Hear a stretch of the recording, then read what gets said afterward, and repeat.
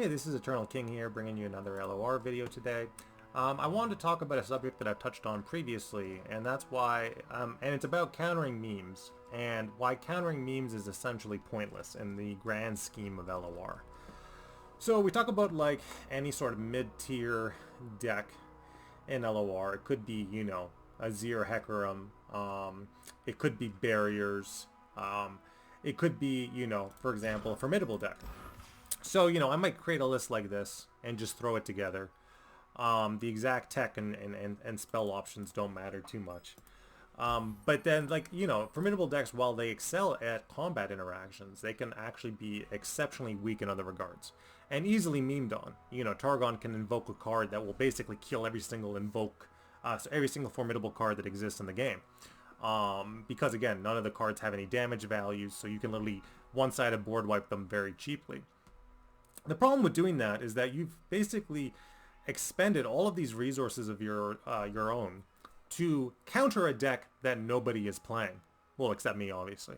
Because I can play meme decks and win 3 games in a row and embarrass people when they pull lists off Mastering Runeterra. I can do that. And I can do it very well. But to go out of your way to counter, say, a formidable deck is really a bridge too far. Because that's not a tactic that will ever work in a ladder scenario. Because what the deck that you are going to have to face reliably is in fact going to be something that people will play. Something like Ziggs Poppy, right? Being the deck to beat with its 58% win rate. Something like an elusive spam deck. Something like Azir Aurelia, which has a similar win rate to Ziggs Poppy. These are the decks that you're going to see online and ladder. You might see some ramp and things like that, but for the most part, you're going to have to do well into the prevailing popular lists.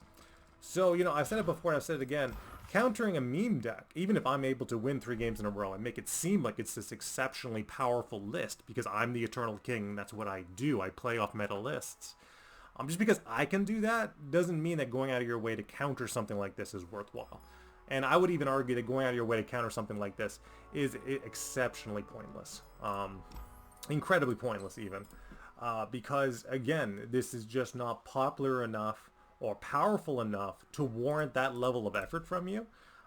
If you're losing to something like this, like if Galio's coming down leveled, or say Soraka heals all your attempts to ping and clear, or Petricite Charger, is beating your Nora meta deck because it can't be flocked, stuff like that. If you're going out of your way to counter something as straightforward and simple as a list like this, which really only has a couple things going for it. Sharp Sight in Eternal is a very nice card that you don't have access to in Standard. In a deck like this, where the damage difference doesn't matter, it's just better. It's just the best combat trick for a deck like this because, again, the damage value doesn't matter, and all you want to do is block elusives. So that's very, very good. Guiding Touch to heal away your opponent's attempts to clear your formidable units with Noxus damage effects, which are very popular right now. Magical Fettering really makes this deck happen. Grant your ally 0+2, which again is what you want in a formidable deck, but also slow down your opponent's attempts to, spell spam and counter your go wide efforts and your go big efforts in formidable tribal. One single, again, good card. For the most part, we run Gentleman's Duel as a 3 of, which again provides that life value and it's a strike effect, so it's just better than single for the 1 extra mana. It's a great discount for what you're getting at 3 mana. So again, it's just a deck that excels really well at countering your opponent's efforts to create value and remove your units, and again win by challenging your opponent's units or striking your opponent's units. And also, again, things like Petricite Charger being very good into this meta. Shielded Durand, obviously amazing. Soraka's going to heal up your units on the swing. Balin, obviously formidable tribal. I don't really know what else I want to run this deck, so I'll just run Inquisitor for more suppressions. Why not? And then Mountain Drake and Galio. So all of that's going to feel very, very good and very, very powerful. But again, to go out of your way to counter this deck, which is not a top 100 deck, I don't even think it's a top 200 deck. Just because, you ran a number 1 meta deck and you lost to something like this, that's more speaks to you and the way that you're playing this game and your inexperience with the game and the format, the extended card format, then it speaks to the power of this deck. I can't tell you the number of times, Nora players have tried to flock Petricite Charger. And not only will they try to flock Petricite Charger, they'll try to ping Petricite Charger and, again, do all this stuff. But it's like, just read the card. It says right there that you can't kill Petricite Charger with damage effects, which is what Noxus Control does. So they just take 2 seconds to read this card, then all of a sudden they can play around and not waste their resources on it. But like, I can't tell you the number of high-level players who are just like derping on that. It's almost embarrassing. The other thing is Sharp Sight, right? Elusive players just trying to swing in to the Formidable deck because they think that there's no interaction there. But no. You got the 3 Sharp Sights there. Magical Fettering to slow them down. Guiding Touch for the Soraka synergy, but also just to heal away any attempts to remove them. With Noxus control options, which again are very powerful. And then, 4 strikes to interact with your opponent's units, which is very good. Shield of Durand to make them go big very fast. And then Tribal, Mage Seeker Inquisitor, I'll just take the suppressions and just the junk unit, why not? And Mountain Drake, and then Galio. So like that's all this deck needs to be successful, and it's all this deck needs to be powerful.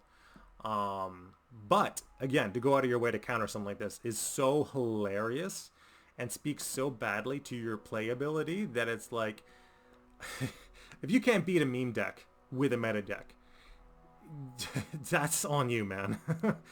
Anyway, this is Eternal King signing out. Again, I'm posting my lists on Runeterra AR now, so if you want to find them, go for it. But again, like, all my decks are highly playable, the lists that I post, and they are powerful and unique and anti-meta, and they do a lot of things that are very good right now. Like, for example, this deck with the Petricite Charger and the Guiding Touches and the Soraka feels very, very good into Nora control. That was one of the matchups I wanted to counter, along with the Sharp Sight to counter Nora swings and things like that. That felt very good.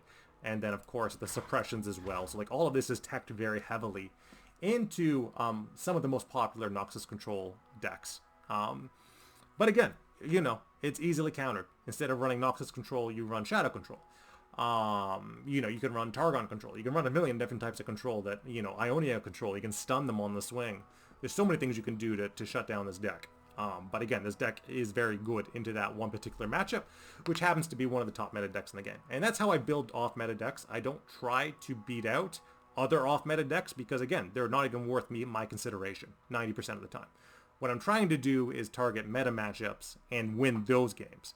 And again, that's kind of the Mogwire swim method, and that's the method that I use, and I'm very, very good at it in this extended card format.